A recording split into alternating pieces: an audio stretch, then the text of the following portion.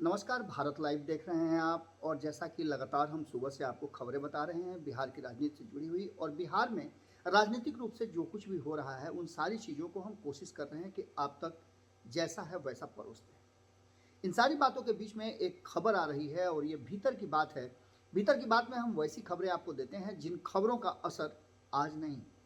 2-3 दिनों के बाद आपको नजर आता है। हालांकि बिहार की राजनीति में अब ये समझना आसान हो गया है कि महागठबंधन के भीतर सब कुछ ठीक ठाक नहीं चल रहा है, और इसमें कई बयान हैं। इन बयानों के साथ साथ अब ऐसा लग रहा है कि नीतीश कुमार का जो प्लान बदला है उससे तेजस्वी यादव की कहानी खत्म होने वाली है। तेजस्वी यादव की कहानी खत्म होने का मतलब, तात्पर्य मेरा है कि कहीं सरकार ऐसा ना हो कि एक बार फिर 2017 की तरह बदल जाए। ये चर्चा सिर्फ हम ही नहीं कर रहे हैं, इस चर्चा के पीछे कई ऐसे कारण हैं, कई कहानियां कही जा रही हैं, और राजनीतिक रूप से पटना से लेकर दिल्ली में तक जो बातें हो रही है वो सारी इशारा कर रही है कि कुछ ऐसा होने वाला है जो नीतीश कुमार और तेजस्वी यादव के बीच के संबंधों को कहीं ना कहीं खत्म करना चाहता है। एक बार फिर से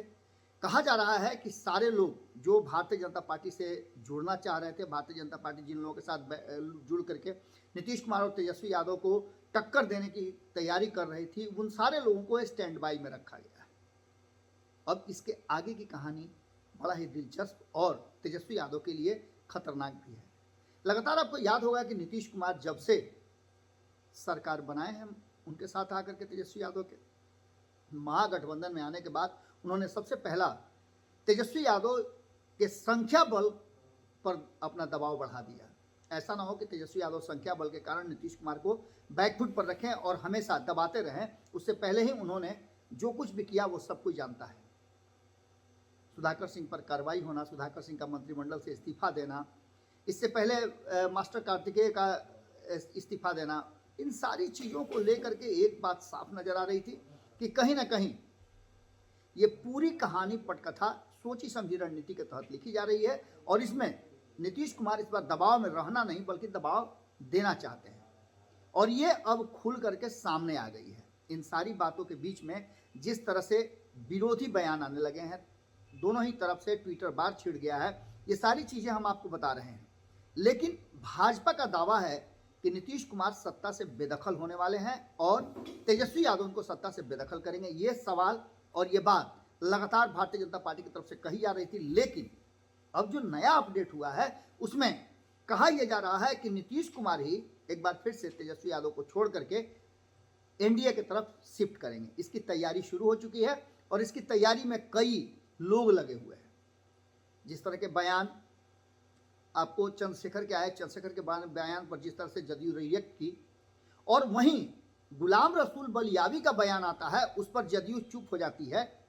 हालांकि इन सब बातों को लेकर के विवाद काफ़ी छिड़ा हुआ है, लेकिन भीतर खाने में कहा जा रहा है कि इस जो बलियावी के बयान है वो बयान कहीं ना कहीं भारतीय जनता पार्टी को लाभ पहुंचाने वाले हैं, और इससे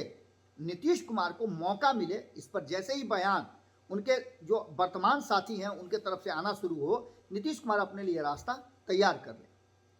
उंगली कटा करके शहीद होने वाली बात आपने सुना होगा, बिल्कुल उसी अंदाज में अब बिहार की राजनीति आगे का रास्ता तय करने लगी है। अशोक चौधरी की बात करें तो अशोक चौधरी झारखंड के प्रभारी हैं और झारखंड में ही ये सब कुछ हुआ है। बलियावी के बयान झारखंड में ही आए हैं, अशोक चौधरी ने उस पर रिएक्ट भी किया है, लेकिन इसके ज़्यादा वो रामायण लेकर के बैठे थे चंद्रशेखर पर रिएक्ट करने के लिए और चंद्रशेखर पर कार्रवाई होने के लिए। सुधाकर सिंह पर कार्रवाई और चंद्रशेखर पर कार्रवाई नहीं होना इस बात की तरफ इशारा कर रहा है कि कुछ तो है जिसकी पर्दादारी है। वहीं आपको बता दें कि इस पूरे मामले पर जिस तरह से अब्दुल बारी सिद्दीकी ने अपने बयान दिए हैं और कहा है सुधाकर सिंह वाले मामले पर कि लालू प्रसाद के इशारे पर यह सब कुछ हुआ है, उन्होंने निर्देश दिया है और पार्टी संविधान के तहत सब कुछ है, ये वही अब्दुल बारी सिद्दीकी हैं जिन्होंने ये बातें कही थी कि ये देश अब रहने लायक नहीं हो गया, अपने बच्चों को चाहेंगे कि बाहर ही रहे। इसका सीधा मतलब है कि कहीं ना कहीं भीतर ही भीतर माहौल बहुत ही बदल गया है, और नीतीश कुमार एक बार फिर से अगर पाला बदल लें तो कोई बड़ी बात नहीं होगी, क्योंकि नीतीश कुमार के इर्द गिर्द के लोगों का जो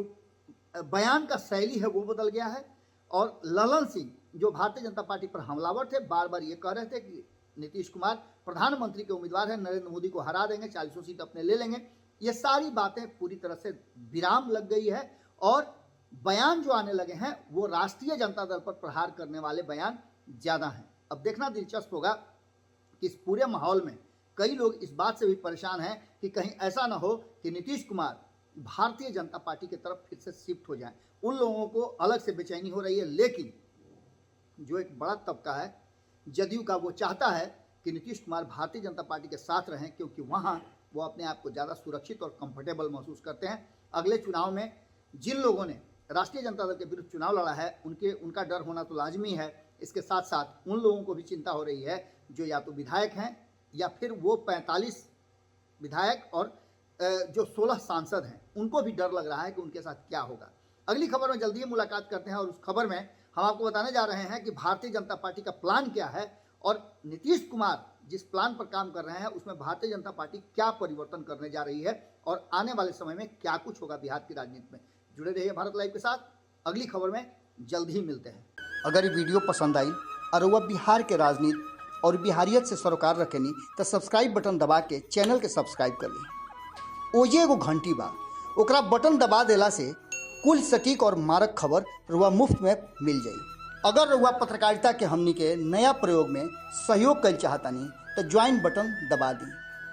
पेटीएम नंबर नोट कर ली 9386816700।